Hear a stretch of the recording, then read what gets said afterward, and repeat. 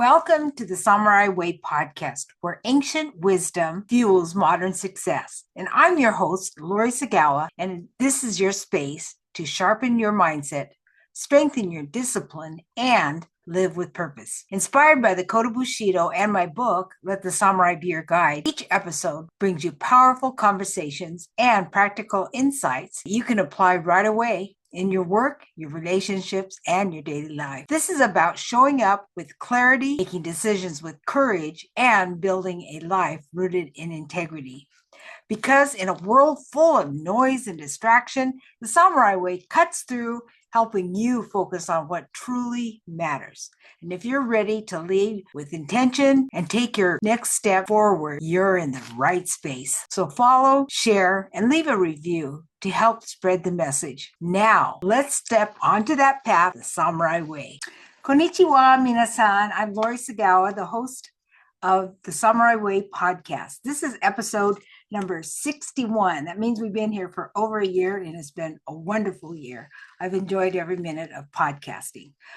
So today we have a special guest, and she will be here in just a moment, introduce herself, but she's from Australia, originally from Japan. Her name is Mayumi Kojima. So please, thank you for coming, Mayumi, and welcome to the show, Mayumi-san. Thank you so much for your invite, Lori-san. So great to be here today. Well, I know that people are going to be so excited to hear what you're going to be talking about, the cultural aspects of Japan and how they work in together with Ikigai. And there's so much about, you come from a different perspective. We've never had a naturopath, as I mentioned before on our show. So this will be a real treat for everyone to learn about how these cultural assets that we have in Japan, how they work into the society, their lives, and Ikigai. Yeah, definitely. Yes. Being a naturopath and becoming 50 a few months ago and midlife women, mid of the menopause, I'm so passionate to support women in midlife through naturopathy and also talking about Ikigai, part of my culture. And also I enjoy sharing my cultural practices such as Aikido and tea ceremony. And I start immersing myself for the mindful Japanese cooking as well. Sure. Would you like to show, which one would you like to start with? Let's see, maybe let's go with Aikido because I love your concept with what you represent yourself as Bushido. I'm very interested. So shall we start about Aikido? What do you think? Sure, that would be great. As a practitioner, you have so much to share. Yep. So I met Aikido maybe 4.5 years ago when I was doing market as a naturopath on the local market. And one of the Aikido teacher popped in with his wife and then bought the green tea from me because I was selling green tea, matcha green tea at the time. And he mentioned about Aikido. And I thought, never heard of, I heard of the Aikido, but I didn't know what it was. And interestingly, I'm not sure some people related those things, but I actually practice like a home-based clinic. Basically, this is my workspace. And time to time, I have a male client, and my partner is a school teacher. So quite often he's not here, and I didn't have a dog at the time. So I was thinking I would love to have some sort of self-defense practice. And what will be there for me is a kendo or karate. And I looked at a little bit. Karate is a bit too, I don't know, it's a bit forceful for me. And I thought, I'd love to something with the flow. So when this man, teacher, came to my market stall and mentioned about Aikido, and I'm, of course, going to YouTube and Google, that looks amazing. Let's do it. That's how I came about Aikido, to be honest, Lori-san. Well, that's a beautiful story. Had you had much exposure in Japan to Aikido? Yes, thank you for asking me that. Actually, I went to Shinjuku Honbu Dojo twice, and I practiced with the Japanese practitioners. And also, there are a lot of non-Japanese Aikido practitioners all over the world. So I was able to meet those wonderful practitioners there as well. Oh, great. That's so good. And how do you use it in your life? And how has it affected you?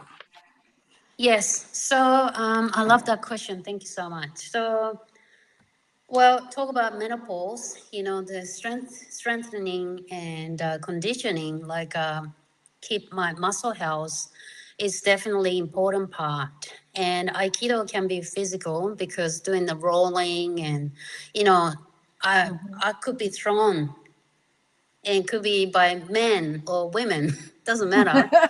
And yeah, going through these phases of, to be honest, oh my God, this is so painful. And early stage of practices of Aikido, I actually have a spasm of back. Maybe that was maybe 4.5 years ago, and I freaked out. Oh my God, am I able to practice? I went to physio and then improve it. But what I want to say here is that you build the resilience. And I actually start talking about during the consultation of naturopathy. Quite often people think pain is bad, but over time we become resilient to the pain. I'm not saying all the pains should be resilient to that, because some of the pains are warning sign. But you know, minor sort of pain, it could build the strength. So summarize to that, through Aikido practice, I'm building my physical resilience, also mental, emotional resilience. As a woman, as a person, as a naturopathic practitioner, also a business person. That's really good, because you don't hear. I wouldn't say it's a woman's sport, would you? But, No, no. In fact, the majority of the teachers that come across usually are men, but small numbers of female practitioners, and which I always love watching the female practitioners, and some of the masters are very, very inspirational. Inspirational, yes, yes. now, how has that led you with? How would you say that Aikido had and combine it with Ikigai? Yeah. So actually I mentioned that into the with the Nick actually, but you know, as I said before earlier, you know, not always I'm doing a technique and throw person, I'll be thrown. And something a profound part of the thrown and on the floor, back again, up again, doing the, you know, shomen and uchi, or, you know, side attack or whatever. It just sort of, don't give up, just keep going. Just show the, like you talk about Bushido, show the like a strength to the opponent, is like a sort of show the way of respect to the opponent as well. But by standing up is like feeling aliveness, being a moment. I think that's how I define myself, Ikigai. Being alive is part of the thing that I define my Ikigai to myself. And I think that part's very strong for me, important for me as well. Great. Next, we also wanted to talk about tea ceremony and cooking. So I'll let you choose, Mayumi-san. Yes. So, yeah, sure. So tea ceremony, I met tea ceremony was probably 7 years ago. Yeah, I think, or maybe a bit longer. Anyway, going through the Facebook event page, one of the Japanese language teacher was celebrate the 10th anniversary for her business. And I look at the event, oh, Japanese tea ceremony. I want to go as a guest. So I took my partner with me. Let's go to the celebration. It's important. And then I just wanted to sit there. And at the time, I was reading a book. It's called Nichi Nichi Kore Kojitsu. That's in Japanese author, meaning every day is a good day. That's what that means. And nichi nichi kore kojitsu can be the word of a hanging scroll. You know, when you go to the tea ceremony Okay. Yes. room, a hanging scroll is one of the most important thing. It's not the people, it's not actually the utensil. It's actually hanging scrolls are number one, respect. And I thought every day is a good day. That's what a great concept. And I read the book and the Facebook events came out. So I went to the event and I asked them straight away, do you look for the member? I would like to be a member. So I became a member of the Japanese Tea Ceremony Club. And ever since, I've been practicing. It's not something that I do every day. Practice probably twice a month under the teacher. But it just brings the mindfulness and appreciation to the company like yourself now, appreciation to the season, because you know how the utensil position we will change depending on the season. For example, the kettle we put close to the guest in the winter so the guest can feel the warmness. Whereas in summer, kettle will further a little bit further away from the guest and perhaps bring the more water sound into the sequences so that guest can appreciate the nice sort of cooling sounds. So the reason for I love about tea ceremony, it's not just about serving a tea. It's a whole thing is hospitality, omotenashi, and honoring the company with the guest and host. Create the ichigo ichie, and you know this word. Once in a lifetime encounter. And I use this concept with my clients as well because, you know, for example, I see my partner every day. But when you look in a different perspective, that moment that I spent with my partner this morning, it will never repeat again tomorrow. Tomorrow will be a different moment. So if you really think about it, that is the Ichigo Ichie moment. And tea ceremony taught me those concepts. Well, they say that the tea ceremony was one of the samurai's secret weapons or secret what they do, and they did it because it was discipline, it was contemplation, it was centering themselves, and that's part of the reason they were great warriors. It wasn't just the Yeah, battle prize. yeah, exactly what you mentioned, and also the you probably heard of this. And when you enter to the Japanese tea ceremony room in tea room in Japan, the doors are so small. Did you notice that? Yes. There's a reason for it because they had to put the sword on the side outside of the room. Oh, And they had to bow into the room. So it's more almost like a bow to respect to the room, hanging scroll to the host. So it just amazes me that how actually putting into the concept is got a philosophy, but also hands-on. I love that. I love everything part of this teaching. Yes. and also you mentioned respect. That's one of the principles of Bushido: respect Yes, and absolutely. Yeah. And integrity. because, yeah, exact dignity, exactly. So because they had to put the sword outside of the room, it's a sort of showing the vulnerability themselves because they don't have a sword themselves in the tea room. So it's like a sort of like a mutual respect to samurai to samurai. It's they only focus on the moment, and you know the host will be focused on you know doing the sequences and making matcha for the opponent samurai. Samurai be watching how they other samurai doing the sequences. Oh, this samurai knows how to do the sequence. He could be a very smart samurai, for example. It is mind game also. They use that for that as well. I just find it fascinating.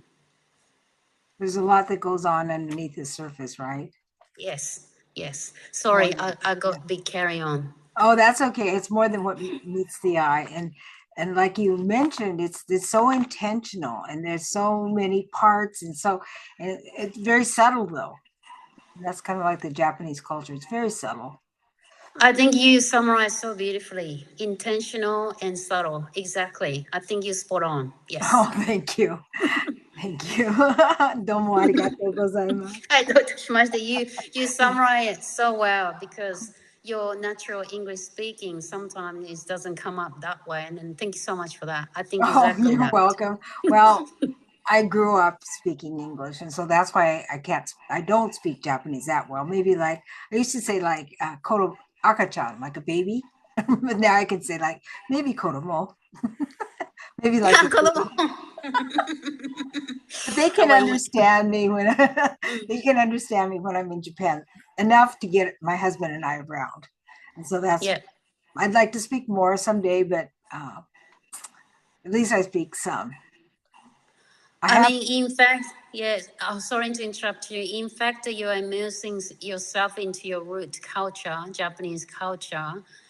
You know, I think including myself as a Japanese, it's so nice to see. So thank you so much for sharing our culture. And it is your culture. it It is is. your culture, part of your Mhm. culture. Yeah. Of all my I had three brothers and two sisters, and of all of them I inherited I think all the Japanese genes because I'm the only one that's traveled there. I'm the only one that eats or cooks that way and has any interest, and I have a lot of interest um, in the Japanese culture. In fact, this is kind of a short story, but I saw pictures of my two aunts in Japan that were raised by an uncle and aunt, and the other two were stayed here because they were older. And I saw this one young woman, little baby, and I said, "Who is she?" And they said, "Well, that's your cousin." I go, "Well, where is she?" And it took us until I was, senior citizen before I met her. But it was a very, very happy reunion. And she looks like my grand. Oh, oh, Yeah, isn't that beautiful? it is. It is because I'd always wanted to meet her. I kept thinking, "Where is she?" My other cousin and I kept saying, "Well, where? Well, how, let's go find her." But we were not able to do that until just lately. So it's been great. Oh, isn't that amazing? So you're progressing your cultural experiences. Hmm. And I think because you are immersing yourself into the root, and even though you just said that your siblings haven't been to Japan, but by you talking about it, and for example, you cook the Japanese meal to them, for them experiencing them, Hmm. I think that would be so lovely. Yeah, I think you just enjoy your journey. And I told my sister, I said, "Let's go to Japan." I said, "I really would like to take you." And she doesn't even have a passport yet, but she will get one. And she said, "Well, maybe someday I will." I said, "Yeah, let's go. Let's go have fun." It's a Yeah, I wonderful think, country, safe, clean, wonderful food. yeah, yeah, do it. I think, I highly recommend that. And your sister will have a lovely time and she will save with you because you have a lot more exposure to culture. Yeah. Mhm. Now, our next topic is something we all love, tabemono, food. Ah, 食べ物, yes, yes. Where do you start, Lori-san? Well, actually, if you don't mind, if we could talk about some of the basics like sashi su so and the Ah, ingredient さしすせそ. number. You Yeah. don't put two ingredients, you do 3, 5, and 7, that type of thing. If you could do that, and the seasonality of Japanese food, we could start there. Yeah. Yeah. So, sa sa is sato means sugar. Shi is shio is salt. And su is vinegar. Hmm. And se is shoyu is a soy sauce. And so is miso. So we usually put it into the order. So we don't put the shio first, salt first before the sugar. We put the sugar first and then salt and then soy sauce. Sorry, the vinegar. I skipped it. I apologize. Yeah, so that is in an order.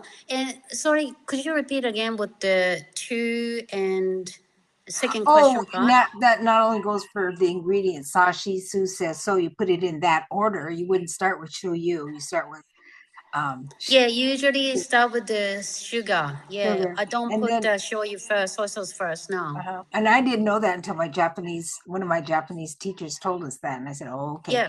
And the other thing is that they're very like they like uneven numbers. They like odd numbers, like January 1st, 3/3 Yes. is Girls' Yes. Day, Yes. 5/5 Yes. is Boys' Day or Children's Day. Okay. So if you could talk Yes. about the numbers of Yeah. ingredients that they use for Oh, food, okay. for a dish. Ingredients, I could be unsure with that, but it's the even numbers. Yeah, we don't actually given the even number to, for example. I hope it's not too off the track. So, for example, in Japan, the wedding, for example, if your good friend of you invited to Japanese wedding, and usually in Japan, we actually, as a gift, we wrap in a special paper bag envelope with the money. Mm-hmm. And usually we don't pick the even numbers. We usually use the odd numbers because even numbers can separate in two. So it's no for wedding, for example, marriage. Okay. Yeah, yeah. So usually we do the odd numbers. So we don't do the one's a little bit. So we go for 3 or 5. So Mm-hmm. maybe 30,000 yen or 50,000 yen for the celebration of the wedding gift. Oh, Yeah. that's Sorry, interesting. I'm a bit off the track. No, Sorry, you're it not was. off the track Yeah. at all because see, it transcends not just food; it goes into the Yep. culture. And Yes. when you say if you were making sukiyaki, you wouldn't put in Yeah. 4 ingredients; you would put in 3 or 5, or Yep. that carries on to the way that they prepare their food. Yes, that's right. And then that reminds me of the tea ceremony teaching that my sensei told me. We serve the Japanese sweet first. We never serve 2 or 4 or 6. Hmm. We serve the 3, 5, and 7. We don't do the even numbers. Right. And we usually go from the right side, not the left. Hmm. Yeah. The So right. you write That's how about they me very, read. That's yeah. right. Yeah, right side. Yeah. Hmm. And you write about that. And thanks for pointing it out to me that I'll probably look for some more information then. Yeah, yeah. It's true, very true. We go for the odd numbers. Yeah. So it's very intentional, Hmm. subtle. Exactly what you said earlier. Yes. The other Thought thing behind it. we talked a little bit about how you're bringing this into cooking and how you enjoy cooking, and talk about some of the ingredients like we were talking about natto and um, Yeah. So, like yourself, Lori-san, I love what you say. You make a miso, and I do miso as well. So I buy koji, the fermented rice from the local Japanese store, and then I cook the daizu, the soybean, in a pressure cooker, and then I create the own miso. mm, And miso itself is, as you know, the fermented food like a natto. It's great for your gut bacteria, increasing the beneficial bacteria into your gut, which mhm. will be good for your immune system, good your liver, hormone balancing, brain. Oh my gosh, sorry, I'll stop right there as a naturopath. But it's cultural, but I know that it's great for my body and mind and spirit. And Mhm. also another the fermented food that I do, I learned from my good friend of mine in Cairns, is a nukazuke. It's a Nukazuke.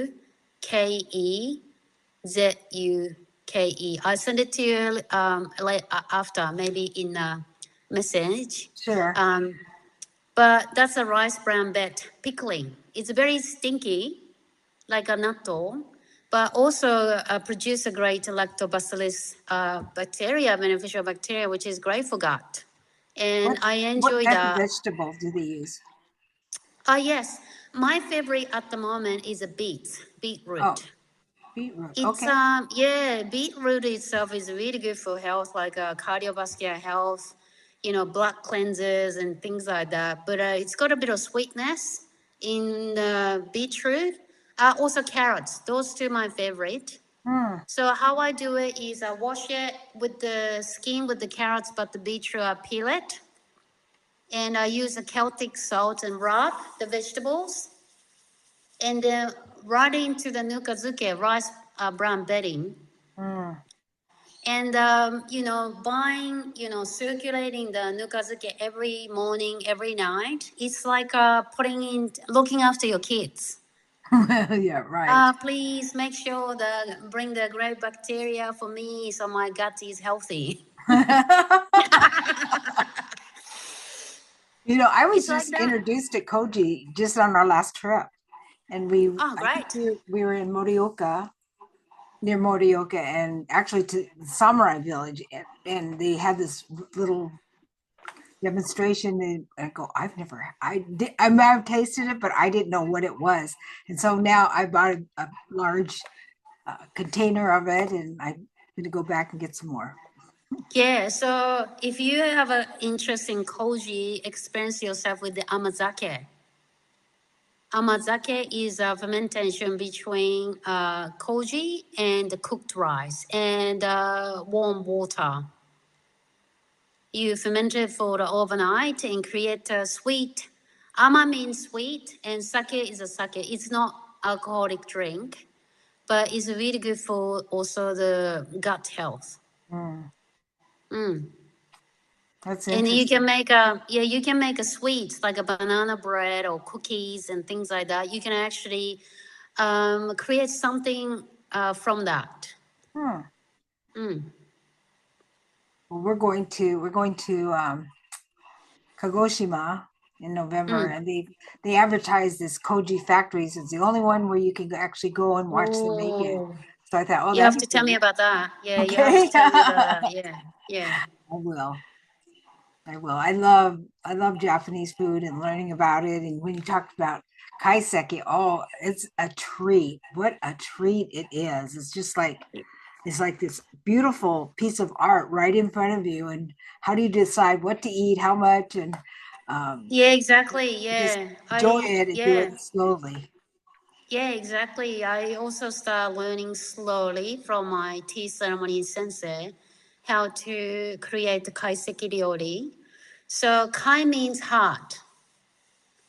Seki means stone. Apparently, probably, I need to probably go back to the bit of researching, but in probably samurai era, that they put the stone into the heart so that they can keep the warmth of the meal. So I think it more summarized in a conceptual way. It's cooking from the heart. Omotenashi. Yeah, back to the hospitality. Yeah.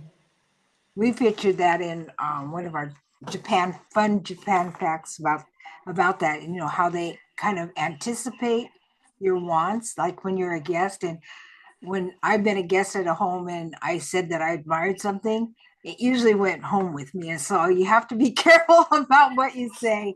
They do. They just are they're so thoughtful, and I just love being there. Yeah, I think that's how I appreciate my part of culture and exactly what you said. Back again, intentional and subtle.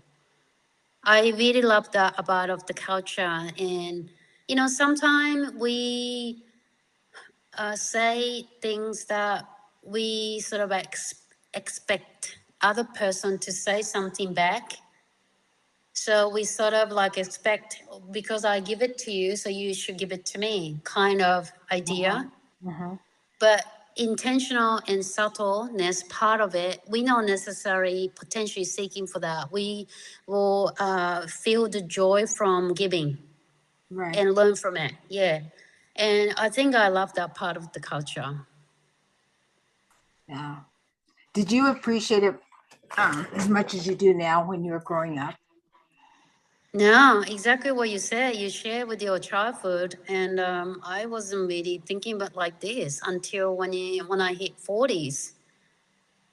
So I think it's as I get older, I appreciate more and more. And I think it's really important to immerse our root. And Australia is a very multicultural country like yourself. And if that's okay, to talk about indigenous culture, if that's okay. And I noticed their suffering, how they're actually, moving through that time. And I'm not going to the history, but not only the people, and I think land potentially suffering as well. This is more like a spiritual way. I think it's going back to the roots, potentially the way to heal themselves. And even though I'm not living in Japan, I think I wanted to heal and do therapeutic practice to myself and going back to the culture practice. Do you, now that you speak English, do you think in Japanese still? Or do you think in Yeah, English good also? question, actually. Not so much. Interestingly, but when I talk to my sensei, Japanese tea ceremony sensei, she's Japanese. Of course, everything in Japanese. But because my partner is Australian, so English. But when I maybe start, reading a book in Japanese and maybe thinking Japanese, and that's a really good question. Sorry, I never really, not Well, sure. that could be another episode. Okay. We've covered a lot, my son, and I've really, really enjoyed it. And for some parting words, would you like to share with the audience some of your golden nuggets that you'd like to share? Maybe about your big dreams going forward. Yeah, maybe related to what we talked about now about the Japanese cultural practice, and I was thinking about this before I meet you today, and the reason why I do Japanese tea ceremony and Aikido, and Japanese ceremony in Japanese is sato. Sa means tea, and do is the way, and Aikido, kendo, judo. So we have a do, lot of practice in do is a way. And I was thinking how I explain this in English, and the Japanese word come into my mind, it was kata ni hamaru. I will send it to you later. Kata ni hamaru, if I explain it in English, is immersing myself into structure, form, or practice. So, for example, tea ceremony have a very strict sequences. Even though how I stand up, open the door is the very specific to way to open the door and closing, and which needs come up first, which foot actually stepping first, which way to angle, how I hold the tea bowls and all that kind of stuff is very specific. That's kata, structure, form. And hamaru means immersing into the structure form of practice, means because I actually immersing myself to the practice, focus on myself, I need to be in a moment.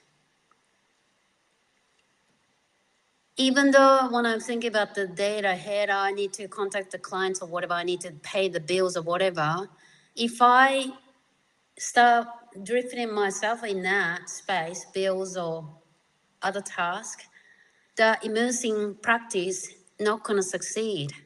So it is a discipline to do that. The benefit of doing that, immersing myself in structure form practice, is understand the flow of practice, which will help a lot way into different type of life experiences, family commitment or work or business, or maybe other goals in my life or other people's life. So I think that's one of the reasons why I really immersing myself those cultural practice. And I know that not every single person has type of practice. Perhaps my suggestion to other people, maybe really immersing themselves into simple routine. For example, maybe wash the dish. Just focus on that.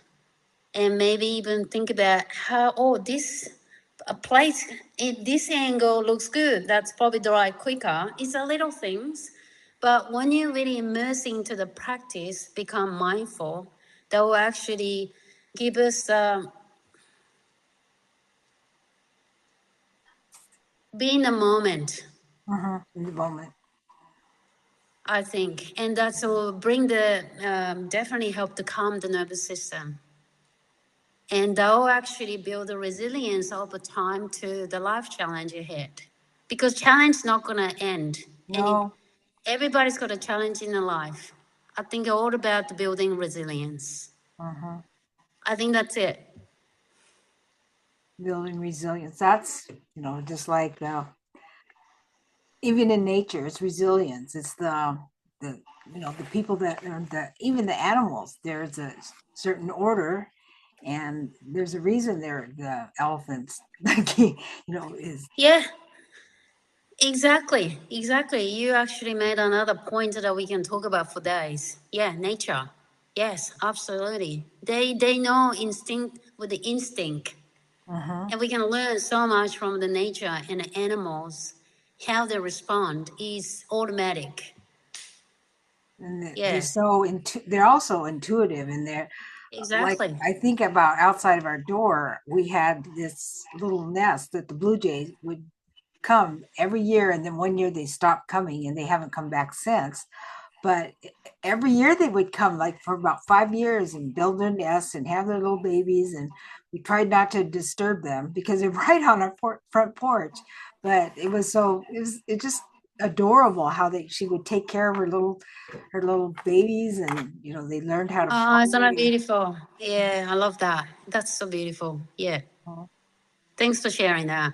That's Oh, you're awesome. welcome. And thank you for sharing everything. And I think we need to have another episode or two and talk about some of these other Yeah, things. if you have the It's been time, so for much. sure. Tanoshikata. Yeah. Hi, It was 楽しかったveryです。hi. It was very enjoyable. So I want to thank each one of you. Want to make this a wrap. Thank you so much, audience, podcast listeners, to the podcast Samurai Way podcast. And I appreciate you being here, listening, liking. Be sure you leave a review and invite other people to come to listen to the podcast, or they can watch it on YouTube if they so desire. Also, I'd like to mention that I am taking a group of people, a very small group, to Japan, and we'll be in Kyoto, but we'll go out to different places. We'll go to Nara, Himeji. We go out to the country, Miyama, where they have the grass roofs, and Uji, the green tea capital of Japan. We're going there too.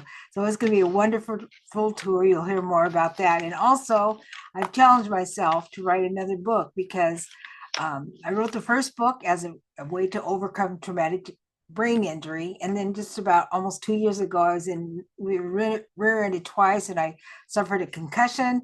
So I'm starting another book. It's going to be about Gambaru, because there's a lot of books about Ikigai, not much about Gambaru. And that's about what you talked about, Mayumi, is resilience, never giving up. And that's what the Japanese have used, come in this country. I look at my father's generation, how they weathered the war and prejudice, and they just came, they were amazing, and they never let it define them. They just kept going. And also the Japanese that were in the tsunami of 2011, I believe it was. And that was amazing how they just banded together, and they worked and helped each other. They didn't steal and loot from each other, and there was a cooperativeness in part of their recovery. So I love sharing about the Japanese way. And thank you. I really want to thank you, Mayumi, because the Japanese way. I'm learning it. I just know it kind of instinctively, a few things, and studying it, because it was kind of Japanese was a forbidden language when I was growing up. So my parents didn't teach us. So I said I grew up a little bit culturally poor, but I've started immersing myself and learning and teaching myself, taking lots of lessons about Japanese and how to speak Japanese and some of the philosophies. And so that's what I've just been pretty much self-taught. So thank you so much. I really appreciate every one of you. You've made this podcast amazing. We're getting a lot of downloads, and we're gaining traction. And we want to spread the word about the samurai way and how it has shaped the nation of Japan, and it can help shape your life too. So with that, I want to say goodbye and thank you for coming, and please be sure to watch again. So I want to say mata ne, and thank you so much, Mayumi-san. It was a あり pleasure. がとうございます。どういたしまして。Bye-bye. Thank you, domo arigato, for listening to the Samurai Way podcast. Now it's your turn. Take what you learned today and put it into practice, because knowledge has no power unless it's applied. So if this episode resonated with you, please share it with someone who would benefit from it.